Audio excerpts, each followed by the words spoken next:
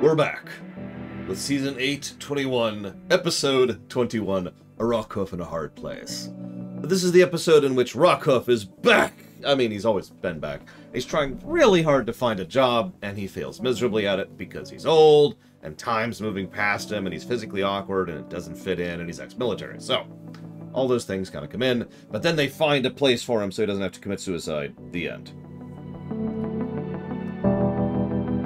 Now, what I find interesting here, Rockhoof doesn't fit in with the archaeologists. Now, on the one hand, that makes perfect sense, because archaeology is a very slow, painstaking, and delicate process, right? But on the other hand, it makes perfect sense, because he would be there to give context. For those of you not aware, archaeologists, part of their job is to try and interpret and, let's call it what it is, guess at what exactly is going on with specific old stuff, old tools, right? Like, what is this? How does this work? Etc., etc. So he would be able to be there to tell them, this is what this is. This is what this is used for. This is how we did this, etc., etc. That critical element of context is frankly invaluable, and I'm a little bit astonished that no one actually considered that. But that's going to be a running trend in this episode, which is going to drag it down substantially. It's okay, though. Because we have to have our fish out of water story. You know, we got to do that, of course. That's how that works. And, of course, Yona likes him because he smells like a yak, and he smashes things like a yak, and he's big and strong like a yak. Because, let's be honest, Rockhoof is basically a yak. Well, no, exactly, Trathan, which is funny, because, again, it fits, but it doesn't fit at the same time, which is a running trend. But also, we'll get to more of that in a minute. So he decides to tell his story about dealing with the Ursa Major, which doesn't work out. Not because of the story, but because of the fact that he demolishes the classroom in the process. This is exactly why he wouldn't fit in with something like the archaeology group, is because he doesn't even do this deliberately, he's just that, let's use the word careless. However, the answer is staring everyone in the faces right at the beginning. Why don't you just have him, you know, teach outside? Which, I'm going to go ahead and tell you right now, is the eventual solution they come up with. When he finally tells the story, he tells it outside. They have lots of terrain, lots of real estate, if you will. They are not confined to a classroom. They could go outside for his classes. But of course nobody thinks that because we have to have the episode. Moving on.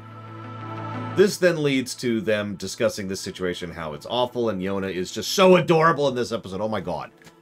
And, well, Applejack gives probably one of the more interesting comments. I have issues with how this episode is written, because there are issues with how it's structured. But what I do like is this one line. Because very, very clear effort was written in this line, and that is the line, "We know you're used to being a hero, only what we need here is a teacher." It is exactly what Applejack should be, honest without cruelty. She obviously does not want to tell him this truth, but she understands that she needs to tell him this truth, right? It is exactly what that needs to be, and that's awesome. Thank you. Let's see, Camper. Thank you very much, Camper Darby. Very much appreciate that sub. Thank you. If you want to put that towards a future game show, please let me know and I'll jot it down. Either way, I'm glad you like Ruminations, which we are continuing to do here, of course. Just a little more live than we used to. Then we go to the fire situation. Now, I'm actually completely with Sean on that one. His first reaction was to put out a fire in a building. Of course it freaking was. There was a fire in a building. Now, here's the thing. That is the absolutely correct initial reaction, and the flaw for that incident is entirely on Twilight. 100%. Because Twilight, A, had the ability to respond in time to say, it's not an issue, or don't do that, or that's not a fire. All of these things are like 3 words long, by the way. Instead, she just kind of sits and watches as he does this whole routine, because... And the second point, which Trathan already got to, is she's already demonstrated the ability to grab and hold Rockhoof. And frankly, we know that her telekinesis is extremely powerful. So there is absolutely no reason she couldn't have just grabbed him and been like, hold up, hold up, hold up. We still could have had the same general message of him freaking out. Oh my god, it's a fire! No, it's not. It's just a dragon. Without having to go through the runaround of him screwing everything up. So that's stupid. Ding against the episode. Because the episode very much wants to have this message, and very much doesn't earn it. That's why this one's kind of... when it comes to the writing. Because on the one hand, I absolutely love the message of the episode, and I do. On the other hand, it doesn't earn it at all. And the moments like this are what I mean by that. The writing doesn't support what it's trying to go for, right? Nevertheless, we do see our first of the 5 points already mentioned earlier. This is a case of him being completely... history moving past him. Now, we see another one of this later, but the idea that dragons are a normal thing in the school and he's not used to dragons... Right? And yeah, Lord Harriman already gets there immediately, right? The way they could have restructured this is... And you could have even still had the antics. So have it be like... No, it's just a dragon! Oh, phew, is that all? Oh my god, it's a dragon! I've got to get the kids out! No! And then he rushes out, grabs Yona, we have the Yona's cute scene, flings her out, and then he's like, okay, and I gotta stop him, and then she grabs him. It's like, okay, no. It's just Spike and I forget her name. Oh, I see. And then, so we could still have our antics, and it could have been Smolder, thank you. And then we could still had the scene be structured properly. Instead, they just decided to go for the quickest possible path from Route A to Route B, which is a very common problem with a lot of writers. Anyways, we then see a bit of a montage of him trying out other jobs. This is probably the stupidest part of the episode. I want you to look at Rockhoof, okay? He's really big, he's really strong, he's very durable. And he's kind of neglectful. No offense to him, but he is totally a neglectful person. Think about what kind of jobs you can come up with. And I do say jobs plural because there's plenty. I mean, God's sakes, you could have asked Applejack if she needs some help on the farm. They already have a fairly large, strong, durable pony doing work there. Granted, Rockhoof is a step above, but come on. Instead, they decide to have him do, let's see, post office work, masseuse, which is another one of those makes sense until you think about it things, because you think a masseuse needs to be strong. You do need a lot of upper body strength and a lot of hand-finger strength to be a good masseuse. The problem is, being a masseuse, and this is speaking from professional experience, because I'm actually professionally trained as a masseuse, you need to know how to apply it. You need to know exactly how to apply what and where. Because if you push too hard or in the wrong angle, that will completely screw up your back, or worse. You need to know how to apply that strength, and you need to have that strength. Rockhoof does not have that strength. It does not know how to apply that strength, rather. So that's a terrible choice for him. Carrying cargo. That one makes at least a bit of sense, but also sounds like the kind of work that he would find extremely uninteresting. And it was in fact so uninteresting he decided to not even do it properly, which tracks. Now...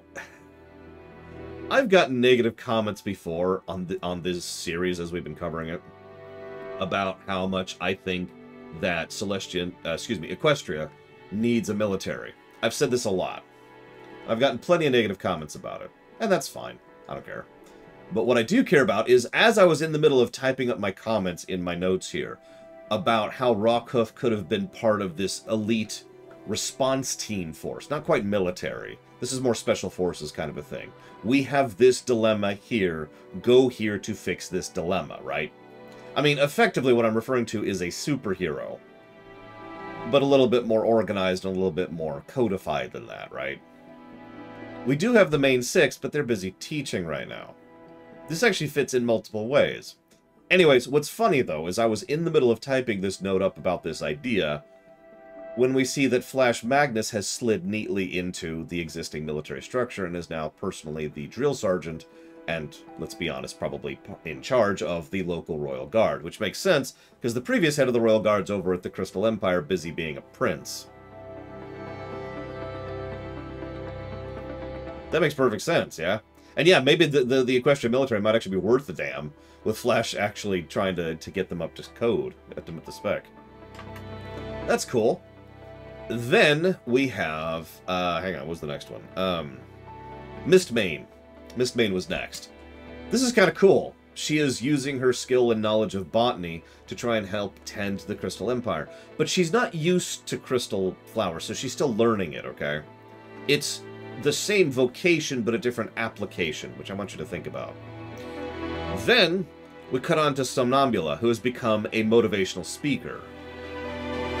Now, this one's interesting, because he gives a comment which really stuck with me, and we're going to pause to talk about this for a second. She's a yoga instructor who is also a motivational speaker to help ponies find their place in life. First of all, I'm just going to bring this up. Where the hell are the Cutie Mark Crusaders? It is literally their shtick that they help people find their place in life. But, okay, let's ignore that for a moment.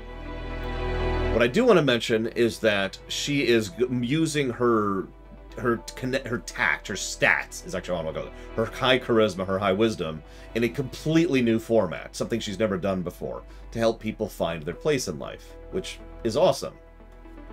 But the other thing I want to comment on, super quick, is he makes a quote, and I wrote it down somewhere, somewhere in my notes. Back in my day, we didn't need motivational speakers back in my day. Ponies just knew what to do with their lives. That got me thinking.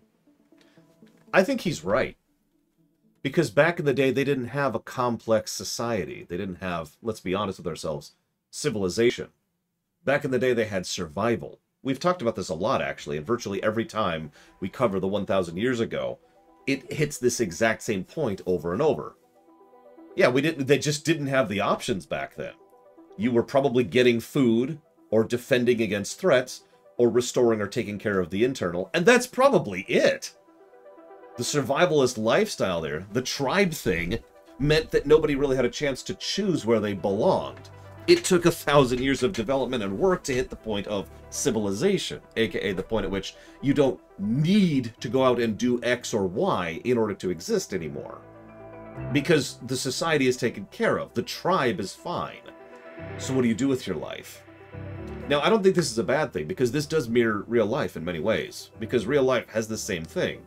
You know, you rewind time, not even that far, depending on where you're talking about, and there's plenty of people who you didn't get a chance to question what you wanted to do with your life, or how you felt about yourself, or your identity, or your thoughts, or your feelings, or emotions, or who you end up marrying, or who you end up being family with, or who your friends are, or any of that, because it just wasn't on the table. You were concerned about surviving.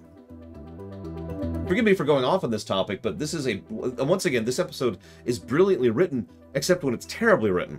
Because this is a brilliant way to reinforce this point, and to hammer in the other point, that time has moved onwards, past what he's used to. Now, we've seen this several times. We've seen this with Star Swirl, and we see this with each of the other of the pillars. He is literally existing in an era that doesn't function the way he thinks it should or does. And it's not like he's not aware of that. Quite the contrary, that's probably the biggest thing that's bothering him. The last one we hit is Meadowbrook. Now, Meadowbrook is an interesting one. She is still doing the same thing she always did, except her knowledge base has to increase substantially, because now she's treating non-ponies and different biology, different culture, etc., etc. And this is when I have to pause. So let's go down the list. Magnus has decided to apply his existing skill set in a place where it was missing. So he's doing his same thing, and he's filling a hole, basically. Mistmane is trying to use her previously existing skill set in a new manner to deal with things she's not used to. Honestly, so is Mistmeadow. She is expanding her knowledge base. Somnambula is using her previously existing thought and process in a completely new way. Oh, and by the way, Stygian, who had no special powers other than being a great intellect, has gone on to be a great writer. The common trend here is each one of these people has taken what they have and applied it to the new. They have adapted. This is brilliant in many ways. It's clear thought and effort was put into each one of these positions, and it's awesome, and I love seeing these little snippets of what the pillars have been up to and how they've managed to fit in or change how they adapt themselves to the modern society, and I love it. I really do. Now, the problem here is that Rockhoof is not very well written. Except he kind of is. So hear me out for a second. Rockhoof gives up at the first setback in every case. Every single time he tries something, the first time anything goes wrong, the first time anything doesn't fit, he's like, well, this isn't for me, and immediately abandons it and moves on. He does this consistently every single time, including up to the outro, including to the end of the thing, where he just says, well, that was a great story, but I'm going to give up because it's not perfect. Now, on the one hand, that's irritating. And it is, as I mentioned earlier, bad writing that no one can think of any job that he can fulfill when we have thought of plenty without even trying. On the other hand, it makes perfect sense for someone who's ex-military. I'm going to get back to that in just a second, though.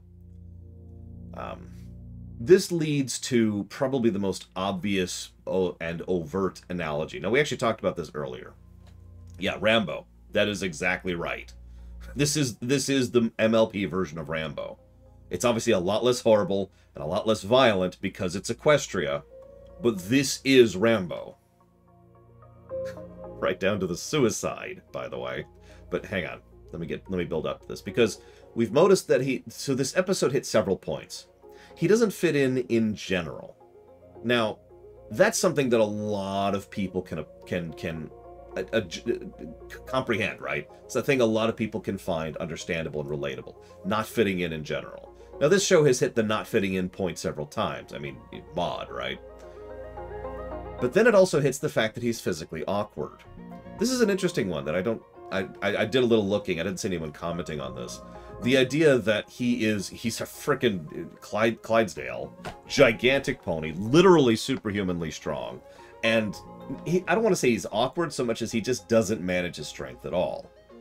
Now, on the one hand, I say that somewhat dismissively, but on the other hand, there are real-life people who have real-life issues with themselves. Something about themselves, probably not to this extent, that is just kind of awkward or embarrassing or just doesn't quite work for the kind of people they interact with or around, which is a fairly common thing, actually. So we've got 2 points of relatability. Then we hit the big one, the one that the episode hits over and over, time moving on. You are stuck in the past, essentially. We see the Sea Pony Hippogriff, whatever, Navy, which, first of all, lol that they have a Navy, but it kind of fits. Second of all, they have their Navy, and they're stuck in the fog. What do they do? And he's like, no problem. We follow the stars. Except, anybody who knows anything about stars or navigation would immediately look at that and say, no! And in fact, Twilight actually explains this for the people in the audience who don't know this, because stars move over time, in relation. It's a really slow process, but 1,000 years is a really long time. So yeah, even the stars have moved on.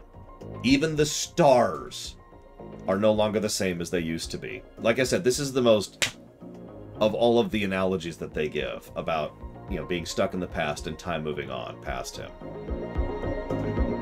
Yeah, exactly, Raskor. And that's the third and most obvious point. I've mentioned before how a lot of Season 8's episodes feel like they're written for the adult audience and not the child audience. I feel like this is another one, not just because of the next point, which we've only touched on briefly, but because of that point right there. Most kids aren't going to understand time moving on past you or being stuck in the past all that well, but I bet a lot of adults would.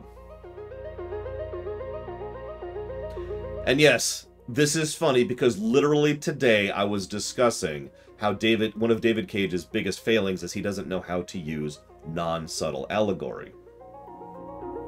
So My Little Pony has better writers than David Cage. Admittedly, that's not saying much, but it's still true. Oh, speaking of which, this episode was written by, hang on. I had to look it up because it wasn't listed. Kaita Mapembara? I have no idea how to pronounce that. But that person wrote this episode. And, it's not their first episode. They also did Horseplay earlier this season. But anyways, so that person is a much better writer than David Cage. Moving on. But then we have the ex-military thing. This is, in my opinion, the most obvious analogy, but all the better done because the episode doesn't actually bother to smash you in the face with it. This is so clearly an ex-military event. I have seen this happen to members of my own family and their friends, who I have been, like, second-step friends with, who have come back from stuff, right? And keep in mind, I haven't been alive since any major wars, so I'm just talking about regular military service. And still, they come back to regular civilian life and they have issues with it. Never mind people who have actually served in armed conflict. Never mind people who have been in rather unpleasant combat zones and have had to come back and live with this. It is so obvious that this was written with that kind of mentality in mind. That he is someone who is being written as a vet who is now having to adjust to civilian life. And he's just having issues with it. This is also why I'm willing to give some leeway to the earlier point, that he gives up the moment anything goes wrong. Because that's not how that works in their mind. And I've talked to people about this. That's not how that works. If something is wrong, then you need to give up and move on to the next thing, because obviously, if it was right, it would work. Now, that is a flawed mentality, but it is a shared one. Also a valid lesson for kids, if we're being honest, that you shouldn't just give up at the first sign of something going wrong, but let's not get into that right now. But yeah, exactly, Raskor. Exactly. If something is going wrong in a combat scenario, you abandon that, because you don't have the luxury to figure that out or make it work. So they've got that mentality going. It is an incorrect mentality when applied in this case, but you can see why they have it. So he gives up, and he decides, I want you to go ahead and turn me into stone. Let's be very clear. There have been multiple times in this show where something has happened that is what I consider to be a suicide or a death allegory. I can name 3 right off the top of my head. This is the most undebatable of all of those. You can debate all the previous ones, and we have. This is suicide. This is suicide. There's nothing else for this. This is the ex-vet giving up, which also happens a lot, by the way. He's even thinking about how to pose, so he can have a nice big heroic pose, so people can have something to look up to. You know, continuing to live on as that legend. Now, it is reversible, because this is Equestria, because Equestria is better than real life. But this is as close to suicide as we're probably ever going to get in this show. It's just a stone sleep that you may never wake up from, that's all. Now, obviously Yona is the one who shows up and tries to talk him out of it, because that's usually how that sort of thing works. But again, I already pointed this out, of course the reason his story works the second time is because he tells it outside where he can't break stuff. This is when Twilight offers him a job that actually applies to him, storyteller, a lore runner, if you will. And his job is to, you know, to kind of continue doing this. And again, you'd think we should be able to look at this and say, yeah, just set up a nice area out here. Right? Because, yeah, again, this is the one job that actually worked. It's just they did it wrong. I came up with an analogy recently, and it boils down to, if you try to heal someone by putting leeches on them and it doesn't work, that doesn't mean you quit healing them. It means you did it wrong. I know that's a weird analogy, but I keep seeing this pop up over and over at an individual and at a macroscopic level, and it's driving me batty. Because that's exactly what happens here, too. Him telling stories and being the substitute history teacher was great. It's just, he needed to not be in the classroom when he did it. He needed to be over there. Like I said, just set aside a place for him. You've got the real estate. I agree with that, actually, Trathan. The idea of him just roaming Equestria and sharing stories is certainly something that would be valid. And we should probably also address the elephant in the room. This is a temporary solution. There's only so many stories, and he only has so many stories. But at the very least, this pulls the gun out of his mouth, to continue the analogy. And that is a very important step that many people struggle with. So this is still a victory. So at the very least, he is willing to go ahead and say, okay, let's make an attempt at this. Let's actually try at it. Something is working, right? So we've got the mentality straight. And yeah, Twilight, so I would be remiss if I didn't mention this. because this keeps being a recurring background element to the season. You'll notice how Twilight is once again flexing her statescraft powers here. I know that's a weird way to put that. I don't want to say it's politics, because people associate other things with politics. But what she is doing is she is flexing the authority that she has. And not for the first time this season. Well, I would agree with that, Triexia. Probably Raskar. Probably. Celestia's been allowing a lot of leeway, a lot of rope for Twilight. Yeah, a leader is supposed to do this kind of thing, Loner. I do agree. Once again, better than real life. Anyways, let's rate this one.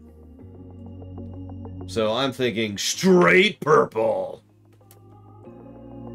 I am, of course, joking.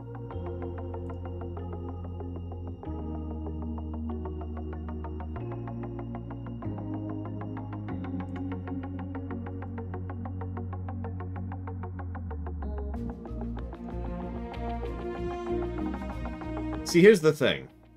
The structure of the episode kinda sucks, for reasons I've already discussed. This is what we call an idiot plot. A lot of people, or idiot ball. A lot of the episode only happens because of idiot balling, right?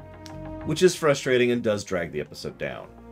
But Rockhoof is very well written, for the most part. Like, his writing, I swear either the person who wrote this, or someone they know, has been through the ex-military vet cycle.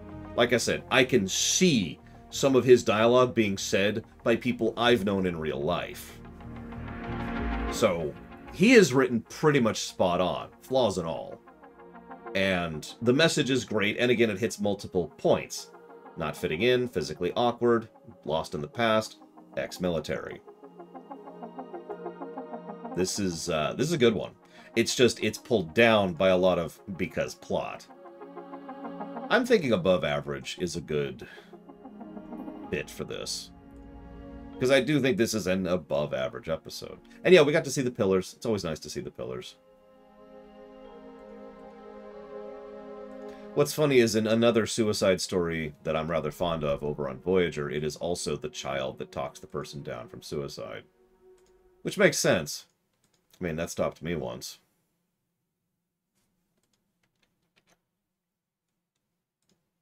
Let's go with orange. Next episode is going to be somewhere. God, I have so many tabs open right now. Where are my episodes? There they are. Found them. I found them. Next episode. So I had an idea what this episode was going to be because it's called Rockhoof in a Hard Place. The next one's called What Lies Beneath. I have no idea what that is. So we'll just see in about 25 minutes.